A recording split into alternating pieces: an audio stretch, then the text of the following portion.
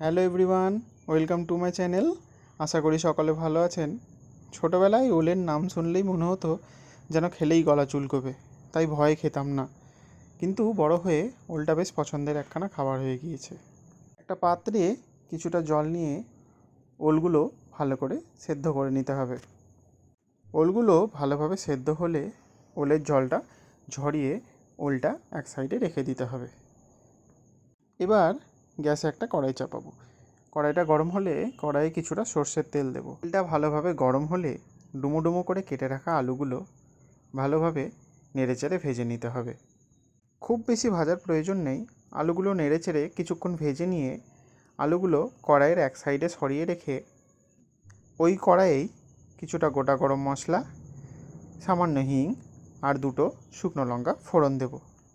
ফোড়নটা একটু ভেজে নিয়ে ভালোভাবে নাড়াচাড়া করে আবার আলুগুলো এক সাইডে সরিয়ে রেখে আমি এই কড়াইয়ের মধ্যেই দেব কাঁচা লঙ্কা আর আদা বাটা।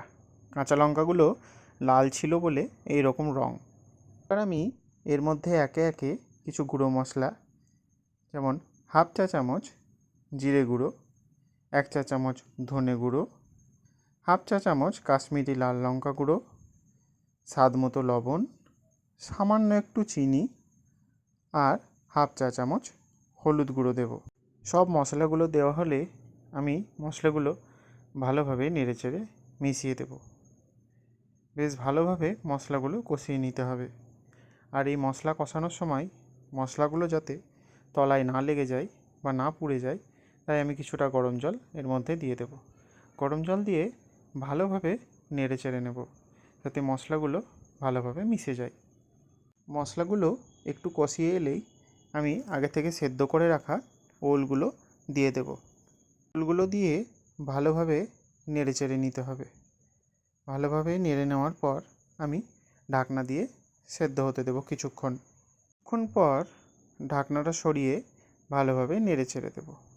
দেখুন, যে সামান্য পরিমাণ জলটা দিয়েছিলাম সেটা সবটাই শুকিয়ে গিয়েছে। জল একেবারে নাই বললেই চলে। এবার আমি বেশ অনেকটা পরিমাণ টক দই, যা আগে থেকে ফেটিয়ে রেখেছিলাম, এতে ঢেলে দিলাম। টক দই দিয়ে গ্যাসটা কমিয়ে দেবেন, তাহলে টক দইটা সঙ্গে সঙ্গে ফেটে যাওয়ার ভয় থাকবে না।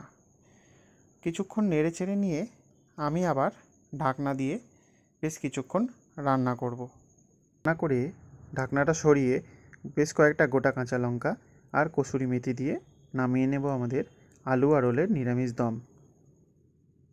ভিডিও থেকে কসুরি মেথির অংশটা কেটে গিয়েছে। একবার এইভাবে রান্না করে দেখুন আলু আর ওলের নিরামিষ দম। ভিডিওটি দেখার জন্য আপনাদের অসংখ্য ধন্যবাদ। ভিডিওটি ভালো লাগলে চ্যানেলটি সাবস্ক্রাইব করে দেবেন।